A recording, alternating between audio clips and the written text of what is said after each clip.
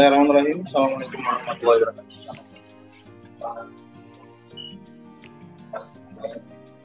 Kita awali kegiatan kita berdoa bersama supaya kita dapat bisa berkah dan bermanfaat.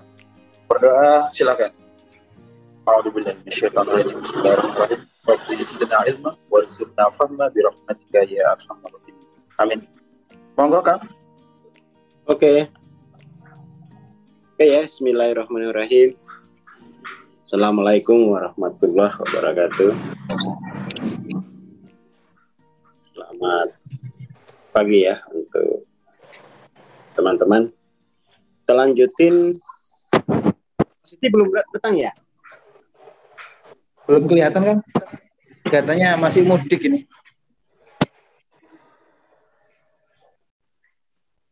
Kita lanjutin ya bahas ini. Kemarin kita sudah sampai bahwa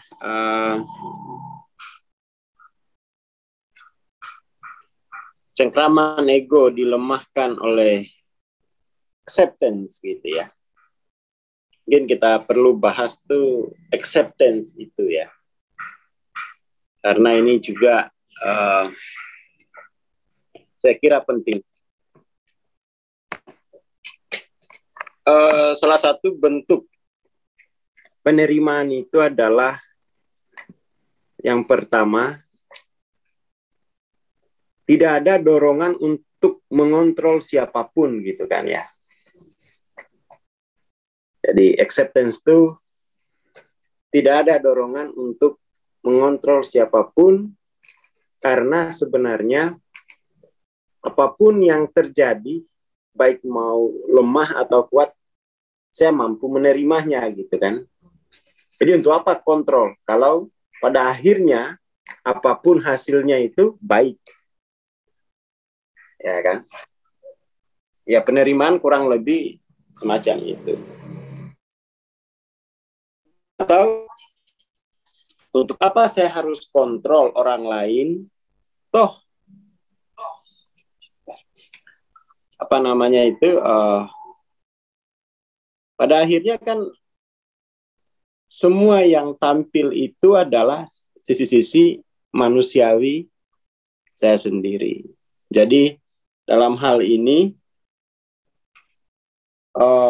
penerimaan berarti itu mampu melihat potensi manusia itu, dia bisa tumbuh gitu kan ya. Jadi potensi manusia bisa tumbuh. Jadi untuk apa disimpulkan, buru-buru disimpulkan gitu. Jadi tidak ada kesimpulan ya. Ini seperti bahasa Jerman begitu ya. Kesimpulannya selalu di akhir. Jadi selama dia masih hidup, ya data masih bisa tumbuh, ya kan? Potensi itu bisa tumbuh. Jadi untuk apa? Dikontrol gitu kan. Semakin dikontrol malah semakin sedikit yang bisa tumbuh atau mungkin sudah tidak bisa tumbuh lagi gitu kan. Jadi acceptance itu lebih pada ya kita mampu menerima sisi-sisi manusiawi kita sendiri gitu ya. Mampu menerima sisi-sisi manusiawi. Itu yang paling penting. Karena kita kemudian tuh didorong, diprogram untuk menolak sisi-sisi manusiawi gitu ya. Salah satu yang kemarin yang kita bahas soal lagu cengeng tanda kutip ya.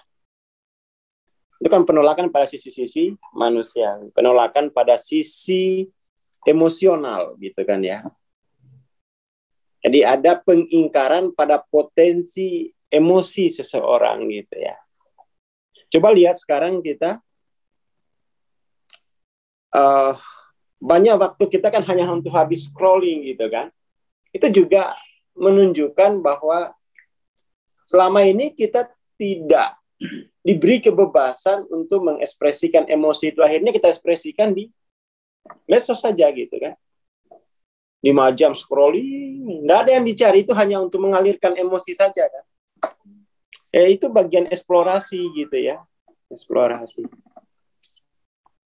Karena selama ini memang kita tidak punya ruang untuk mengenali emosi-emosi kita. Semuanya harus serba logis ya. Jadi seolah-olah fakultas pengetahuan itu hanya logika ya. Perasaan itu dianggap bukan fakultas pengetahuan. Imajinasi dianggap bukan fakultas pengetahuan gitu kan. Seperti itu. Kemudian juga ini soal familiarity gitu ya. Keakraban.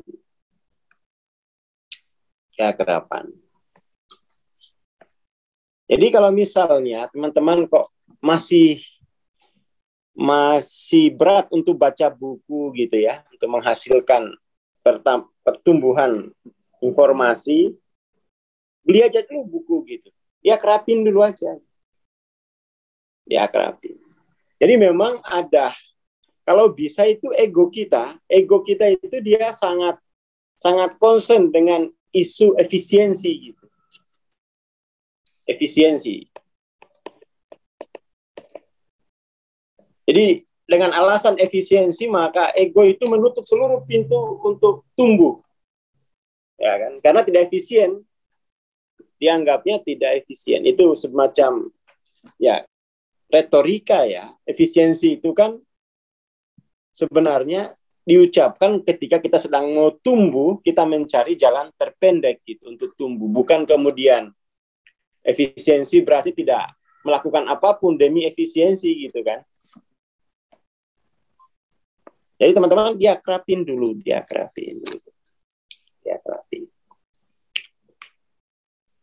Serta pemahaman yang welas asih ya. Pemahaman yang welas asih itu compassionate understanding gitu ya. Kemarin kita sudah bahas kan soal compassion itu. Compassion itu artinya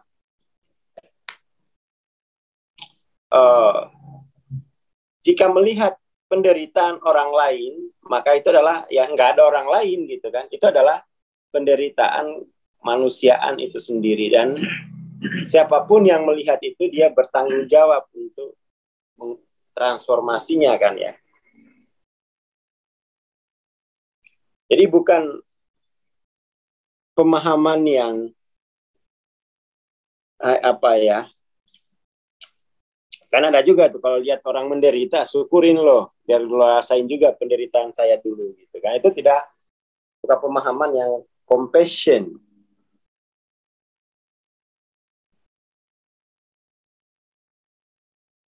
Jadi pemahaman yang compassion itu pemahaman yang memungkinkan kita untuk terus tumbuh dengan cepat sebenarnya, karena seluruh proses itu kita terlibat gitu kan. Jadi dia sebagai partisipan ya. Compassionate understanding ini sebagai partisipan. Bukan pengamat. Ya toh? Bukan pengamat. Kalau pemahamannya pengamat kan tidak berguna untuk pemain ya toh? Ya kan? Pemahaman pengamat itu tidak terlalu banyak berguna gitu, karena dia menceritakan masa lalu gitu. Pengamat itu kan hanya bisa menceritakan yang telah berlalu gitu kan. Itu pengetahuan pengamat gitu ya. Jadi pengetahuan yang welas asih itu pengetahuan seorang partisipan ya. Pengetahuan seorang pemain di lapangan kehidupan gitu kan, bukan pengetahuan masa lampau. Apalagi pengetahuan penonton. Pengetahuan penonton dia nggak mau tahu. Yang penting kamu harus penuhi ekspektasi saya gitu kan. Saya nggak mau tahu kamu mau bicara caranya Itu pengetahuan penonton.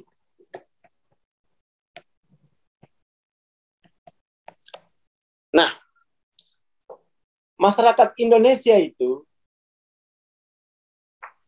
dia betul-betul pengetahuannya penonton atau pengamat gitu ya, terhadap kemajuan peradaban. Jadi masyarakat kita itu dididik untuk tidak mau berpartisipasi dalam peradaban, tapi dia mau ke surga gitu. Jadi pengetahuan kita itu entah bagaimana itu bisa jadi benar gitu ya di dalam akal budi masyarakat kita. Jadi dia tidak terlalu mau urus dengan urusan peradaban. Padahal peradaban itu salah satu visi dari agama.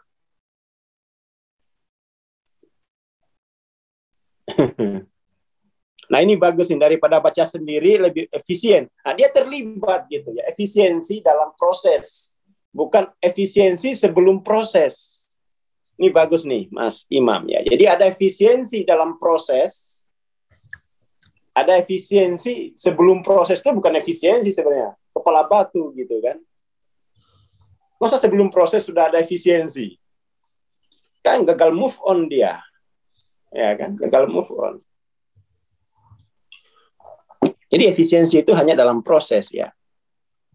Tidak di luar itu.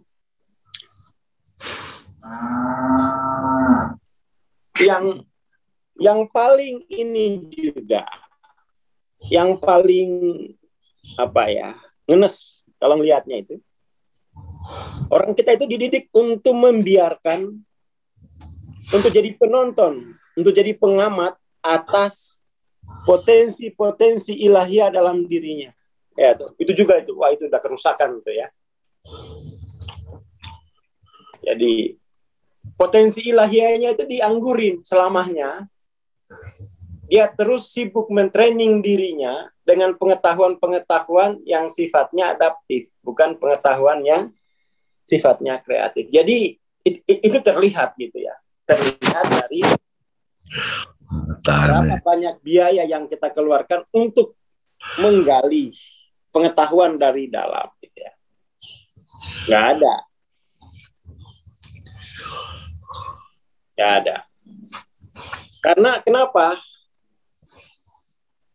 Kalau kata ini ya, bahasanya ulama dulu, bedanya orang alim sama orang OTW alim atau orang bodoh sekalian ya. Kalau orang awam itu mencari kekayaan di alam materi. Sementara orang alim itu menggali kekayaannya di dimensi waktu. Itu bedanya ya. Jadi kalau orang alim itu menggali kekayaannya di dimensi waktu, artinya di dalam jiwanya sendiri gitu. Karena jiwa itu memang hidup dalam dimensi-dimensi waktu.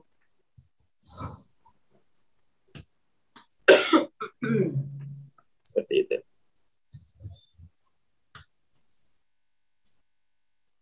Ya memang, oh ini kayak penyaksi sama penonton ya. Penyaksi itu lebih kepada partisipan sebenarnya.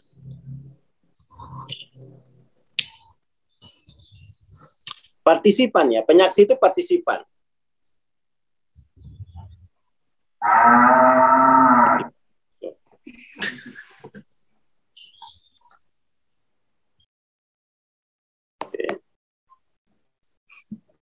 Witness itu partisipan gitu ya. Itu untuk Mas Imam.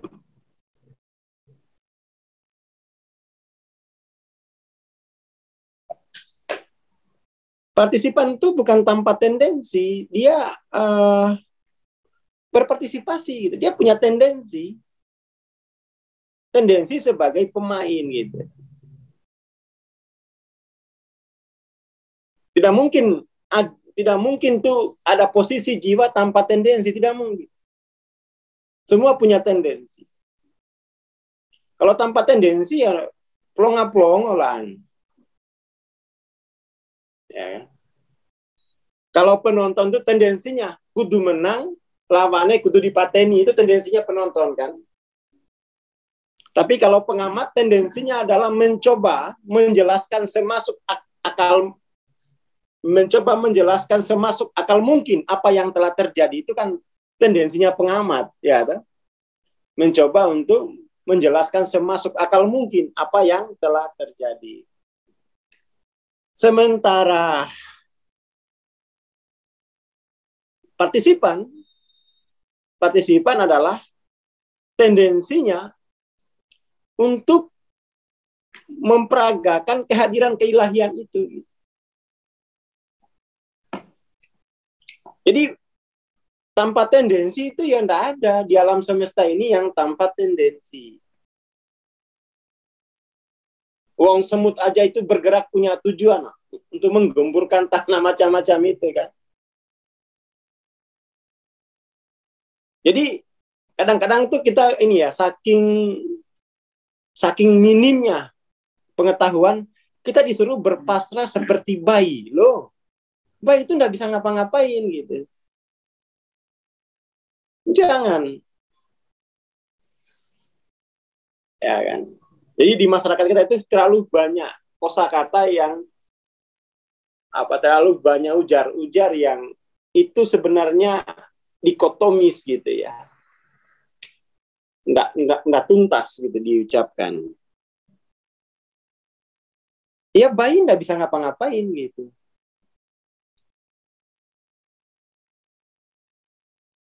Bayi kepasrahan itu kan karena bukan karena apa ya. Kalau bayi itu nggak bisa dikatakan pasrah, orang tidak berdaya.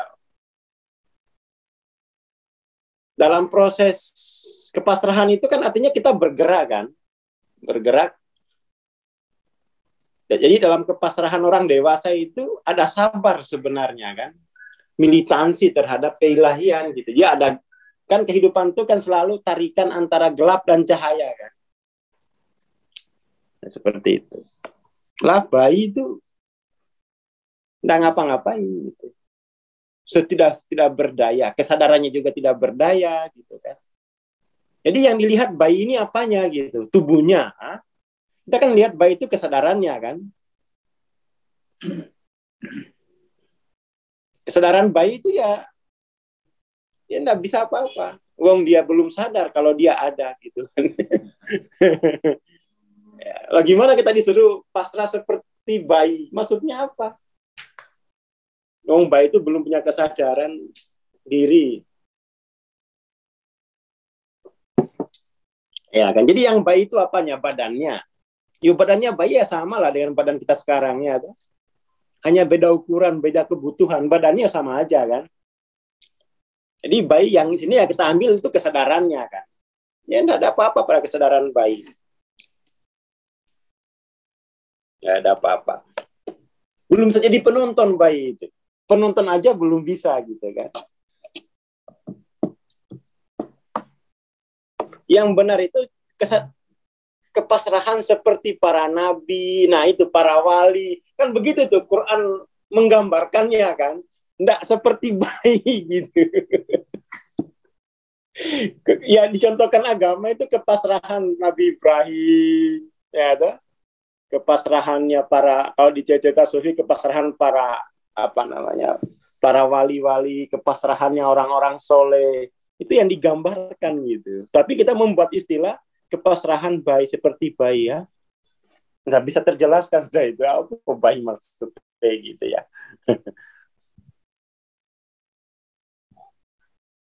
Bayi itu masih fase transisi, dia belum ego juga sedang OTW kan.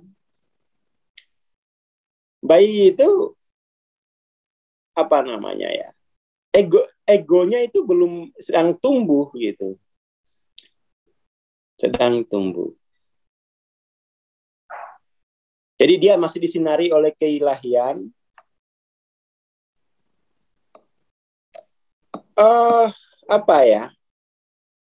Kan gini Mas, antara ruh dan jiwa itu kan proses menuju ego kan gitu. Jadi memang bahwa bayi itu hanya punya body soul, tetapi interaksi antara ruh dan jiwa dan tubuh itu menuju pembentukan ego gitu. Ya kan? Teorinya kan begitu. Jadi bukan berarti dia belum tumbuh ego, tetapi tidak akan jadi dia dianggap itu sempurna, enggak. Pertemuan antara cahaya keilahian ruh dengan tubuh itu menghasilkan ego, itulah hidup. Ya kan? Itulah kehidupan.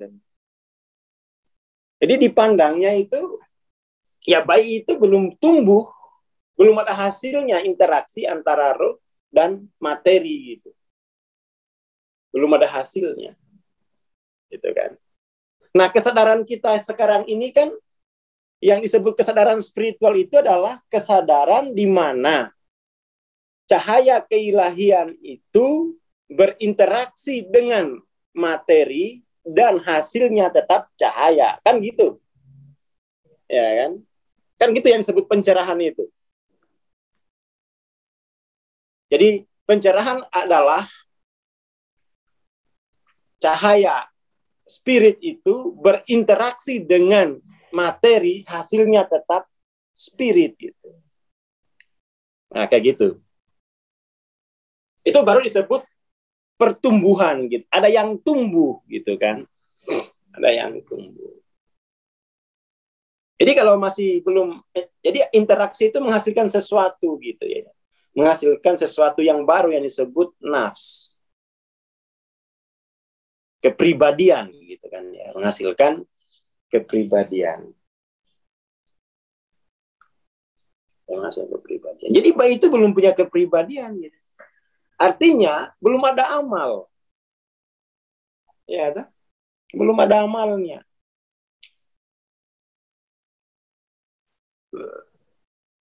Belum ada amal. Nah, kita melihat pertumbuhan itu kan sebagai amal gitu kan ya. Amal. Oke, itu penting ya.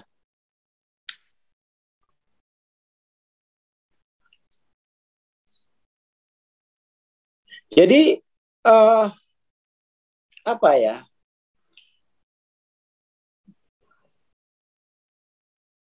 Jadi ini perlu kita sadar ya.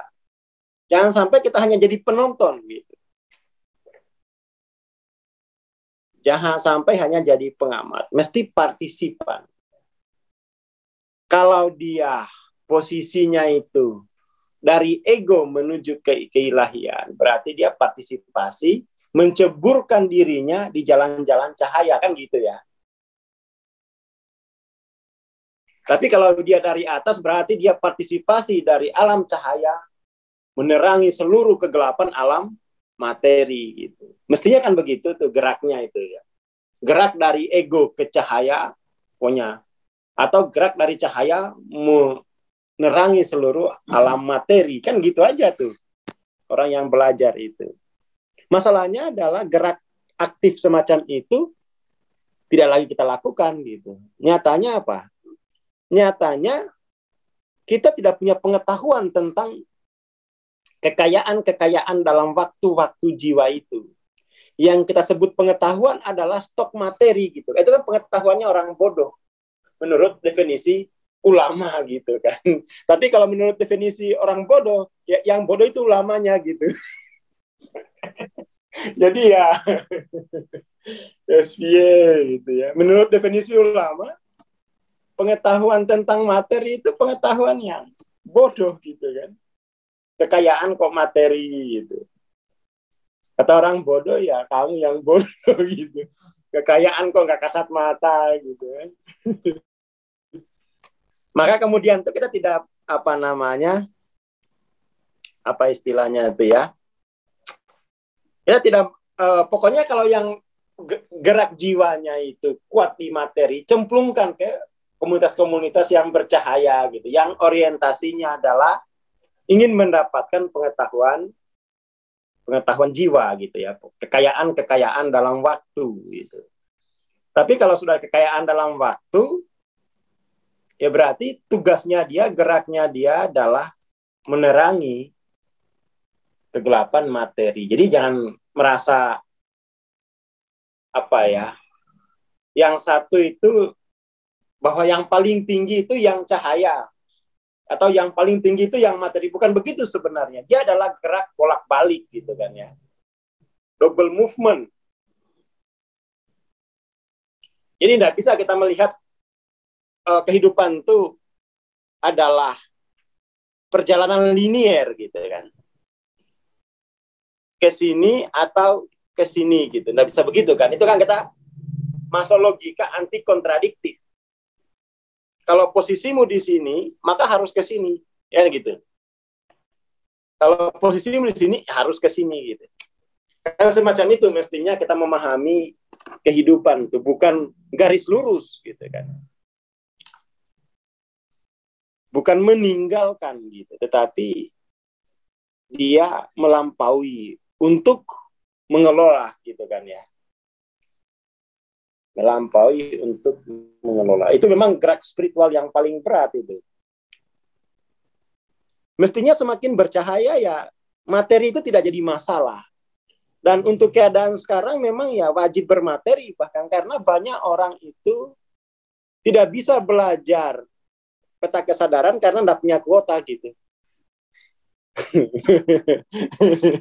Ya kan? Orang tidak bisa belajar karena tidak ada kuota. Maka kemudian itu ya wajib itu, menjadi wajib karena situasi mengharuskan itu. Karena situasi mengharuskan itu kan. Lain halnya kalau misalnya sudah tidak ada situasi darurat semacam itu ya sudah. Tapi mestinya memang tetap harus, namanya permainan itu kan di alam materi ya. Tapi memang di masyarakat kita itu dikotomis antara materi dan spirit itu masih kuat gitu. Dia terlalu penting melihat yang materi.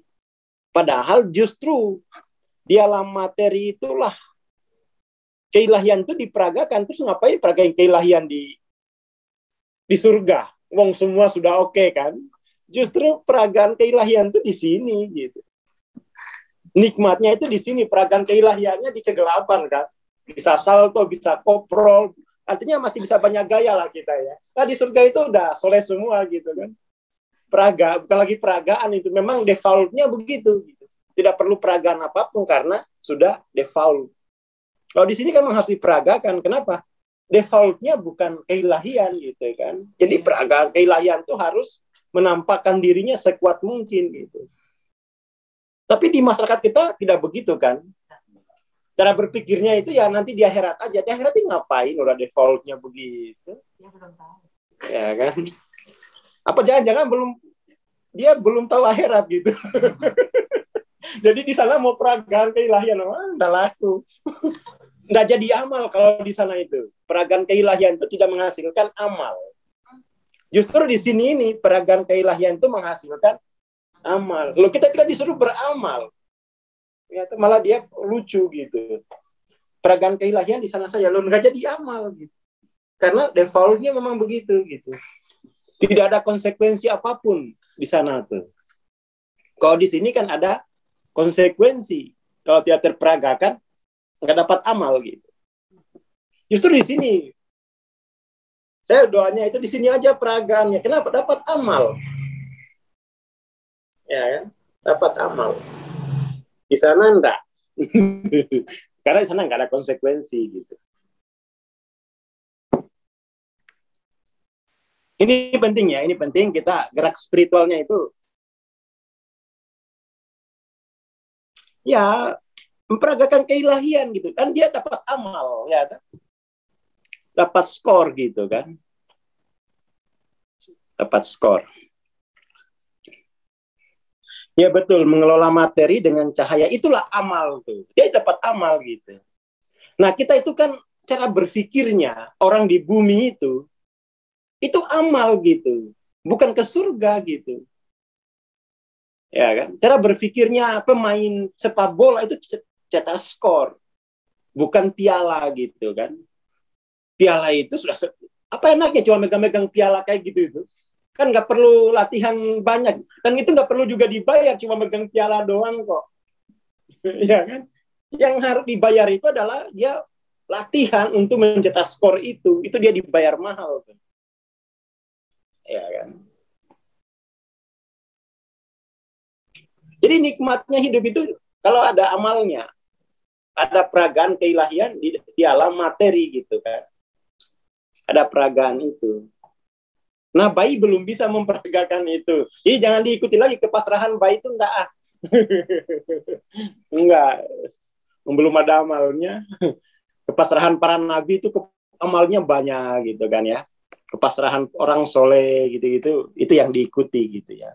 Jadi kita perlu membuat ujar-ujar baru ini di masyarakat ini karena ya pasrah seperti bayi ya kayak begini ini hasilnya Mbah.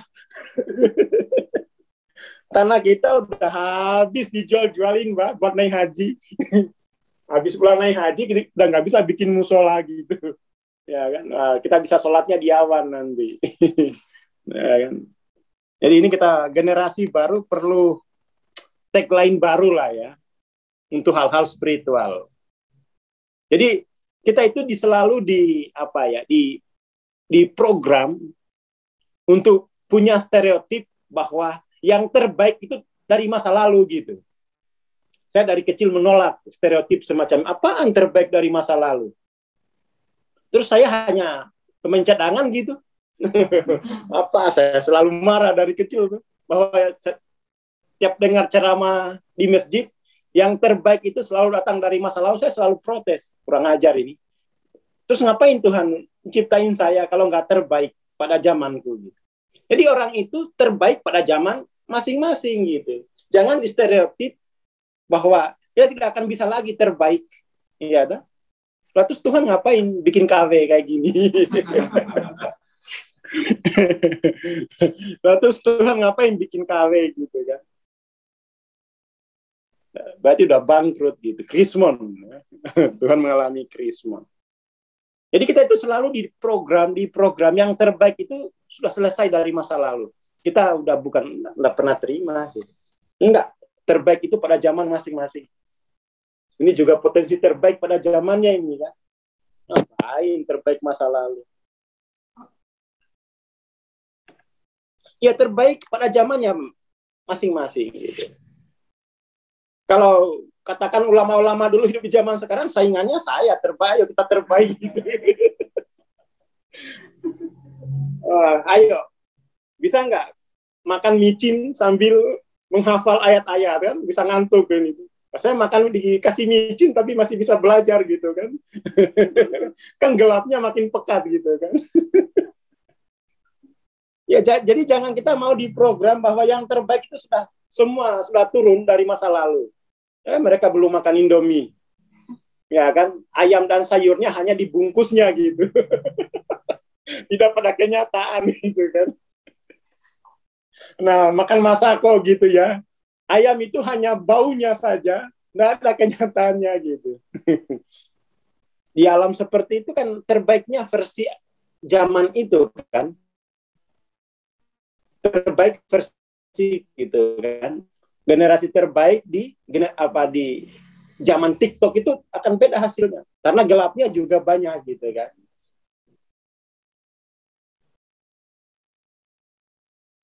Seperti itu.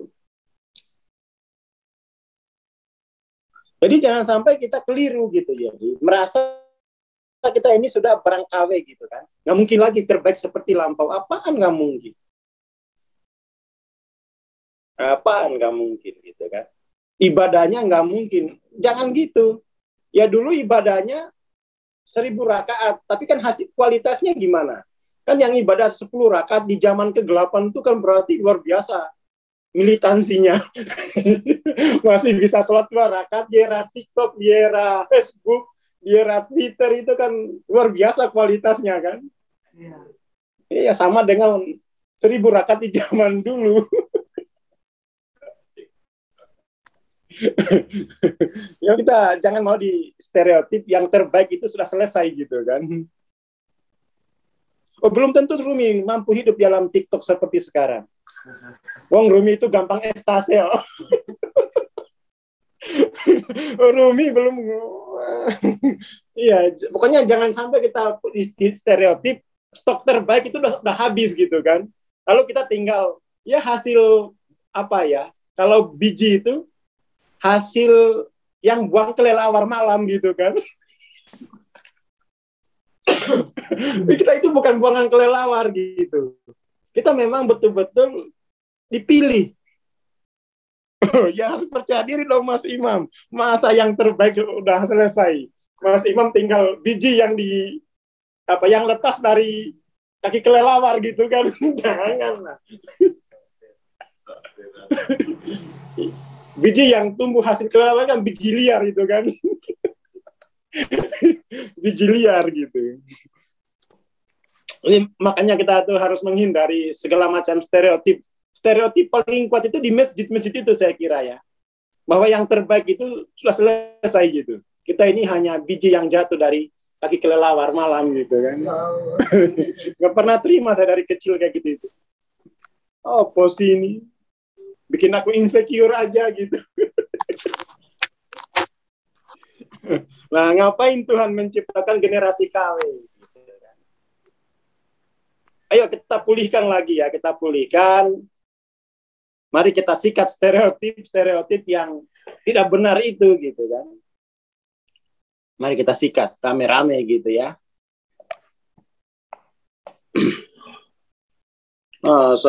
Dari kecil aku dengar ceramah kayak gitu, ingin saya hantam tukang ceramahnya. Bikin insecure, nyerang mental saya yang sedang tumbuh gitu. Udah tahu kemarin mau godain seseorang yang cantik, gagal, ini juga digagalin lagi gitu. Di masyarakat gagal, di masjid juga di program jadi orang gagal. Emosi saya itu. Sekarang udah jarang-jarang aku ke masjid udah wes. Lah di program terus nanti saya udah gagal dalam asmara, masa gagal juga jadi hamba terbaik. Jadi ini bercanda ya, tapi itu ada benarnya kok. Kadang-kadang itu di stereotipnya nauzubillah gitu ya. Iya, programnya pas kondisi alfa kalau lagi ngantuk-ngantuknya kan, di program untuk sudah selesai yang terbaik. Waduh, mau keluar masjid wajib itu. Khutbah kan kalau Jumat kan wajib ya. Nggak keluar kena program gitu. Waduh.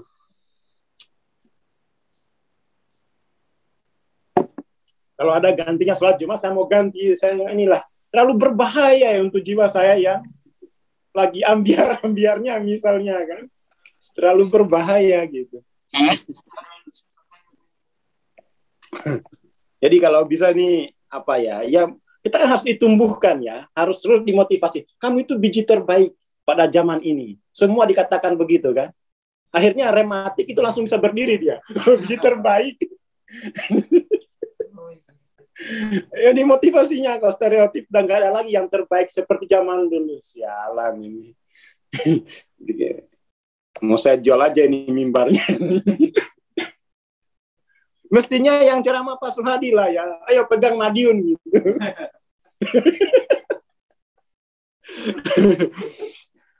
Ya. Pegal lah. Ada juga kemarin yang Idul Fitri ya, ketakutan gitu. Pokoknya ini sudah persiapkan diri, makan opor yang kenyang, siapkan ketupat yang banyak, tunggu Imam Mahdi kita bertempur melawan NATO. Ya Allah. Oh, posisi Pak Ustadz itu punya imajinasinya kok. Kekerasan, Aduh, gara-gara terjebak framing Rusia Ukraina kan, gambaran Imam Mahdi segera turun. Aduh. Jadi dia enggak punya enggak punya database informasi sendiri gitu loh. Dia diretas gitu ya. Akal budinya diretas oleh media gitu. Ya karena enggak membaca itu gitu. Sekali dengar bahasanya orang media gitu. Nah itu kan framing. Sejak awal sudah framing kan. Sekali dengar bahasa dari media, itu kan udah bisnis gitu.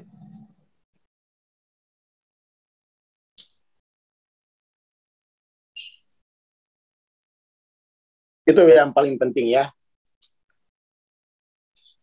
Ya jadi ini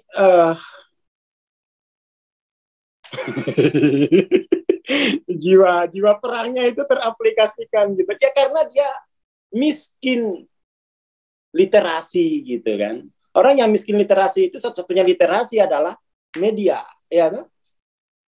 Kalau orang itu tidak punya tradisi literasi yang bagus, maka satu-satunya literasinya itu lewat media. Itu artinya sudah diretas. Sudah diretas. Sudah diretas. Ini penting ya, ini penting. Jadi kita mesti punya kemandirian gitu terhadap informasi, ya. Makanya biar mandiri itu latihan ya seperti ini, oret-oret gitu, biar punya kemandirian terhadap definisi itu loh, ya kan? Biar nggak dijajah secara definisi.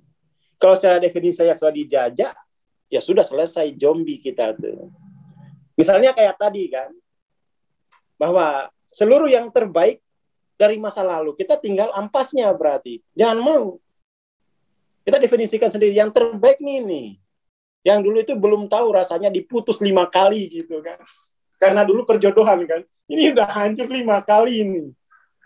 Korban Magicom, kipas angin, AC gitu kan.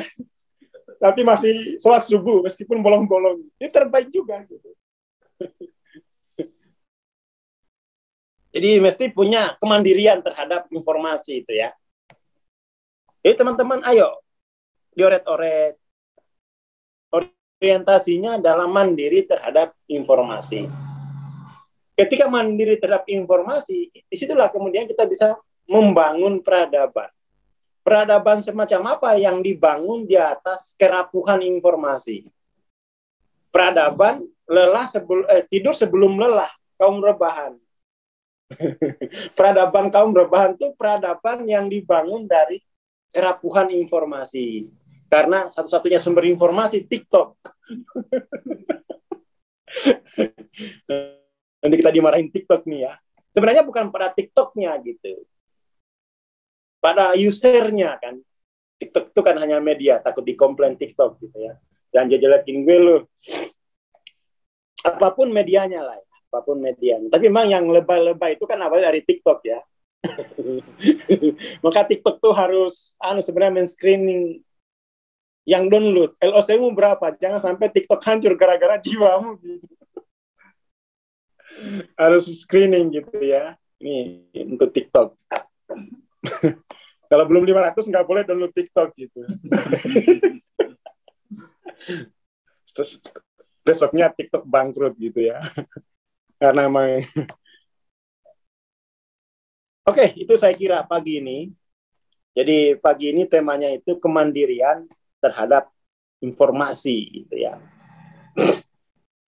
Jangan sampai kita dijajah gitu ya. Dijajah. Ya, TikTok itu hanya media kreatif tetapi brandingnya adalah media alay. Media alay gitu ya. Terima kasih. Assalamualaikum warahmatullahi wabarakatuh. Waalaikumsalam warahmatullahi wabarakatuh. Terima kasih Bang Aswar, terima kasih teman-teman. Jangan lupa ya, kita adalah generasi terbaik di zamannya. Kita bertemu besok pagi insya Allah. Assalamualaikum warahmatullahi wabarakatuh.